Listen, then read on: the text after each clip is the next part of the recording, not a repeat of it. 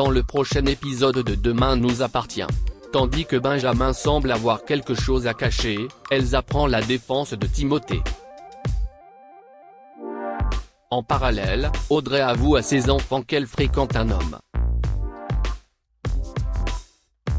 Attention, les paragraphes qui suivent contiennent des spoilers sur l'épisode de Demain nous appartient diffusé demain soir sur TF1.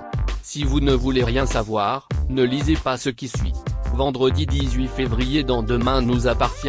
Benjamin semble avoir quelque chose à cacher au petit matin, Victoire débarque chez Benjamin avec le petit déjeuner. Si tout porte à croire qu'il est déjà parti travailler, il se cache en fait chez lui pour éviter de la voir. Au commissariat, Karim et Georges font le point sur l'enquête lorsque Charlie arrive pour faire une déposition. La jeune femme confirme alors aux policiers que François était au lycée au moment de la disparition d'Emma. En effet, Charlie travaillait sur son devoir de marketing ce soir-là et a croisé son professeur en train de corriger des copies en quittant l'enceinte de l'établissement aux alentours de 19 h. Grâce à ce témoignage, François est relâché. Voilà déjà 3 jours qu'Emma a disparu et la police n'a toujours pas la moindre piste. Même si Benjamin était de garde le soir de sa disparition, Georges ne peut s'empêcher de penser qu'il y a quelque chose de louche chez lui. Comme il a perdu sa femme et l'enfant qu'elle portait 5 ans auparavant, le policier se demande si le médecin n'aurait pas vrillé en tombant sur une adolescente enceinte. Il décide donc de creuser. Non loin de là, Benjamin rejoint Victoire en salle de repos. Seulement, celle-ci fait la tête car il ne lui a pas donné de nouvelles depuis la veille. Après lui avoir présenté ses excuses, il lui fait croire qu'il est rentré tard à la suite de son service puis qu'il faisait du footing quand elle est venue le voir ce matin. Comme elle lui reproche de ne pas avoir pris la peine de répondre à ses messages, le docteur Ventura reconnaît qu'il est préoccupé par la disparition d'Emma. Pour elle, ce n'est pas ridicule mais elle estime en revanche que c'est étrange. Benjamin explique donc qu'il a été ému par l'adolescente et que c'est pour cette raison qu'il lui a donné son numéro de téléphone. De son côté, Fanny s'en veut terriblement de ne pas avoir été assez à l'écoute de sa fille et craint qu'à vouloir trop la protéger, Emma a pris la fuite. Pour sa part, Lionel admet qu'ils sont peut-être trop exigeants avec elle. Cependant, il affirme qu'ils n'ont rien à se reprocher puisqu'ils font cela pour son bien. Selon lui, Emma fait toutes ces bêtises car elle subit la mauvaise influence de quelqu'un. Il promet ensuite à sa femme qu'il la retrouvera et que tout rentrera dans l'ordre rapidement.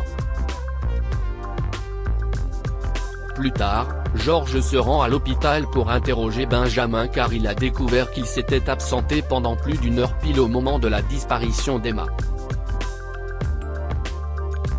Pour se justifier, Benjamin se souvient bizarrement d'avoir reçu le coup de fil d'un voisin qui le prévenait que quelqu'un rôdait dans son jardin. Craignant de se faire cambrioler, il déclare avoir fait l'aller-retour en urgence. En les voyant discuter, Victoire voit rouge et reproche à son ex-compagnon de s'acharner sur Benjamin. Georges lui apprend alors qu'il est considéré comme suspect mais qu'il ne peut pas lui en dire plus. En parallèle, Charlie rejoint François au Spoon. Tandis qu'il lui sert un verre de vin, elle regarde autour d'elle puis lui prend discrètement la main avant de lui dire combien cela l'excite de le vouvoyer. En réalité, François et Charlie entretiennent une relation cachée depuis quelque temps. Lorsque François la remercie d'avoir parlé aux enquêteurs, Charlie saisit cette opportunité pour lui demander s'il a quelque chose à se reprocher dans la disparition d'Emma. Bien qu'il ait une aventure avec la fille Molina, le professeur de français précise qu'il n'aurait cependant jamais tenté quoi que ce soit avec une mineure. Le soir venu, Victoire va chez Benjamin pour célébrer leur première Saint-Valentin. Le médecin s'est certes un peu enflammé sur la déco mais Victoire est heureuse puis trinque à l'amour. Après avoir partagé un moment intime, Victoire se rend à la salle de bain et fait tomber un tube de crème. En se baissant pour le récupérer, elle découvre une barrette sous le meuble. Sans attendre, elle regarde l'avis de recherche d'Emma et remarque qu'elle porte exactement la même barrette sur la photo. Elsa prend la défense de Timothée en cours de maths, Timothée résout un problème au tableau. Au moment où Elsa souligne qu'il n'a pas choisi la meilleure méthode, Timothée s'agace et lui rappelle qu'il a le chi le plus élevé de cette classe. Toutefois, Elsa est loin d'avoir dit son dernier mot et lance qu'il s'est reposé sur ses lauriers. Contrarié, Timothée se confie peu après à Gabriel et raconte qu'il n'a rien tenté avec Elsa car elle cherche tout le temps à le contredire. Des traits de caractère qu'il n'apprécie pas vraiment. Pour Gabriel, si Elsa est aussi intelligente qu'il le dit, elle ne doit pas susciter que de l'agacement chez lui. Timothée reconnaît en effet que cela l'excite mais indique que ce n'est pas parce qu'elle est intelligente qu'il doit sortir avec elle. Pendant ce temps, Gaëtan va voir Elsa au foyer et lui dit qu'il a adoré la voir remettre Timothée à sa place avant de l'inviter à réviser les suites arithmétiques dans le week-end. Cependant, Elsa préfère le faire maintenant. Tandis qu'elle rentre dans des explications, Gaëtan en profite pour lui caresser la main, ce qui n'échappe pas à Timothée qui les regarde au loin. Quand ce dernier prend la fuite, Elsa retire sa main et se montre ferme avec Gaëtan. Elle est ici pour étudier et rien de plus. Plus tard, Gaëtan se moque ouvertement de l'autisme de Timothée. Elsa s'interpose alors pour défendre son camarade puis donne un coup de tête à Gaëtan. Mal à l'aise, Timothée s'enferme dans les toilettes. Lorsqu'il rapporte à Gabriel ce qu'il s'est passé, celui-ci lui fait comprendre que si Elsa a pris sa défense, c'est qu'elle l'aime bien. De quoi faire plaisir à Timothée qui avoue qu'elle lui plaît beaucoup. Audrey avoue à ses enfants qu'elle fréquente un homme au spoon. Audrey surprend une discussion entre Georges et Vanessa. Dans la mesure où elle ne comprend pas pourquoi Damien n'a rien tenté avec son amie Elodie, la chef se dit qu'il a peut-être déjà quelqu'un dans sa vie. Georges confirme donc que son collègue a bien rencontré quelqu'un mais suppose qu'il a probablement honte de cette relation s'il n'en a parlé à personne.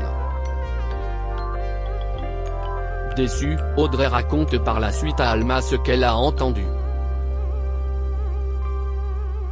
Si elle pense qu'elle est le plan cul honteux de Damien, la mère de famille croit également que le policier ne voit aucun avenir à leur histoire. Pour Alma, la seule manière de connaître ses sentiments c'est d'avoir une discussion avec lui. Prenant un café au spoon, Damien en profite pour dire à Vanessa qu'il n'a pas l'intention de revoir Elodie. Énervée, la chef lance qu'il vaut mieux que les coureurs de jupons qui collectionnent les femmes pour combler le vide de leur existence. Loin de se laisser démonter, Damien rétorque qu'Elodie doit arrêter de croire qu'elle est intéressante juste parce qu'elle est jolie puis invite Vanessa à garder ses jugements pour elle. Et d'ajouter qu'avoir une relation sans engagement ne veut pas forcément dire ne pas avoir de respect ni d'affection pour l'autre. Audrey, qui a entendu leur conversation, convie ensuite Damien à un vrai rendez-vous. Mais avant cela, le couple s'enferme dans un endroit à l'abri des regards pour partager un moment d'intimité. En fin de journée, Audrey rentre chez elle. Comme Léo constate que son chemisier est mal boutonné, elle tente de changer de sujet. Néanmoins, Jack, Jordan et Lizzie sont loin d'être dupes et comprennent que leur mère était en compagnie d'un homme. Le sourire aux lèvres, Audrey le leur confirme puis leur apprend qu'il n'est pas escorte mais policier. Alors que Lizzie voudrait savoir quand est-ce qu'elle leur présentera, Audrey dit que ce ne sera pas pour tout de suite car leur histoire est récente.